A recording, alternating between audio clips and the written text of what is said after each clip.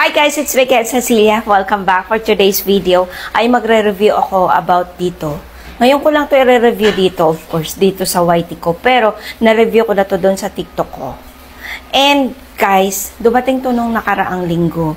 Tinry-try ko muna talaga kasi hindi ko alam kung bakit napaka-trending nito sa TikTok. Tapos, tinry ko siya. Sabi nga nila na maganda daw i-apply ito sa mga dark areas ng parts ng katawan natin. Lalo-lalo na sa kilikili, sa ating singit, sa ating mga tuhod, sa ating mga siko. Yun po yung mas maganda raw applyan nitong skincare. Skincare po siya. Skincare peeling lotion. Totoo kaya? Char. Pero guys, tinry ko na po talaga to. May iba kasi nambabakbak talaga yung balat nila. Pero sa akin, na-try ko na siya ng mga ilang days. Hindi naman nagbabakbak yung aking balat. Hindi ko alam. Siguro matigas lang talaga at balat kalabaw lang talaga ako. Kasi, hindi po talaga magkakatulad ang skin types natin or yung mga layer-layer na skin natin. May iba naman kasi na yung balat nila ay madaling dapuan. Dapuan, char.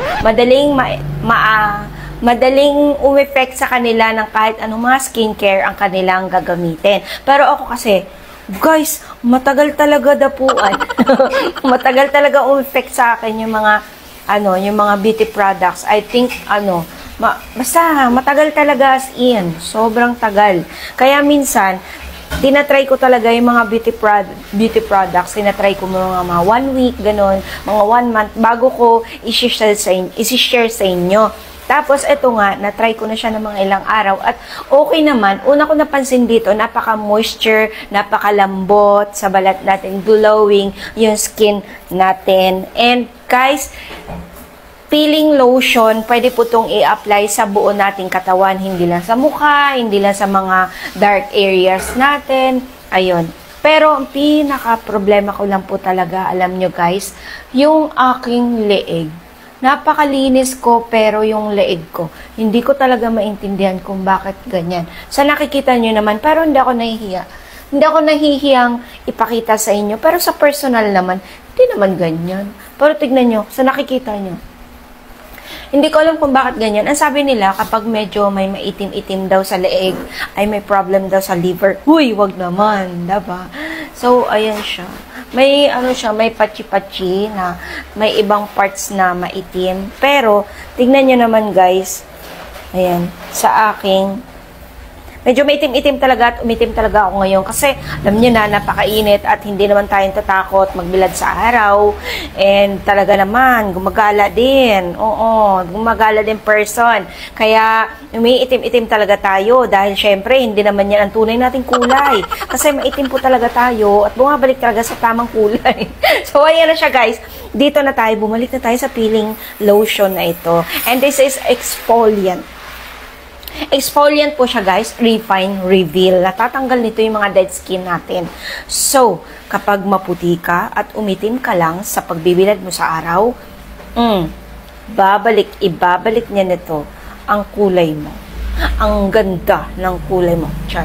So, ito ngayon siya, guaranteed result in just 7 days lang daw. 7 days?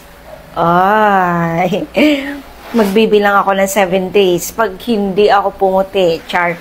Alam niyo ba guys, dati ang hilig ko gumamit ng filter. Pero ngayon nagsawa na ako. Gusto ko nang ilabas yung tunay kong kulay. Ayan na siya guys. Yung tunay kong kulay. Napakamot ako kasi parang na-scam ko kayo dati sa filter. Pero hindi totoo yun siya guys. Napatahimik ako. So, ito yun na siya. Ito na nga po.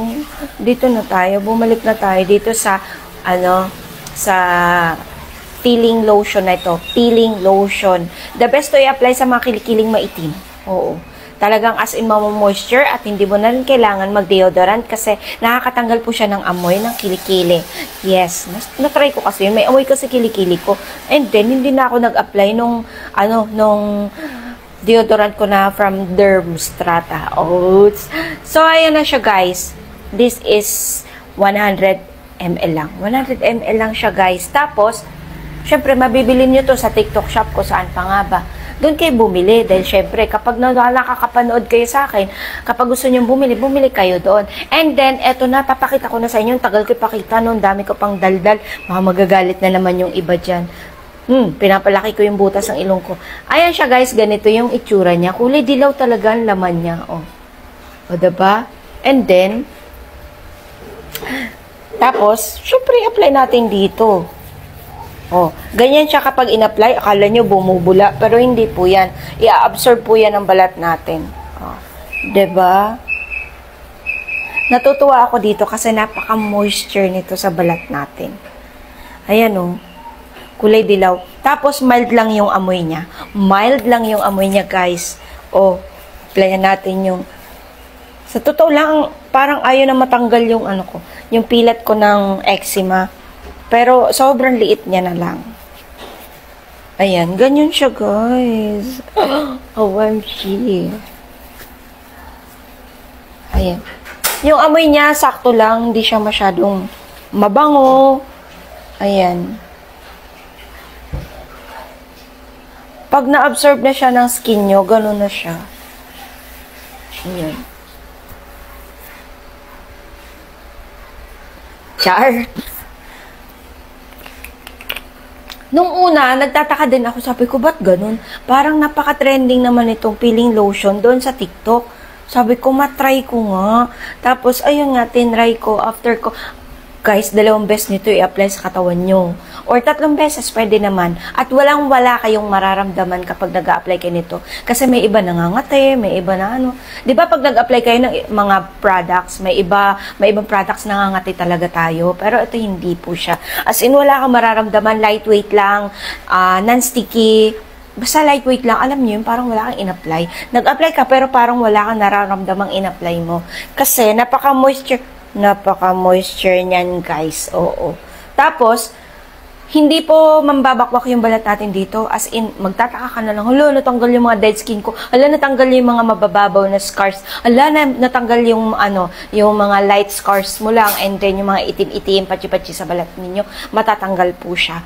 Pero, eto, ina-applyan ko yung aking leeg, guys. Hindi ko alam kung bakit may ganyan talaga ako. Hindi po talaga siya natatanggal.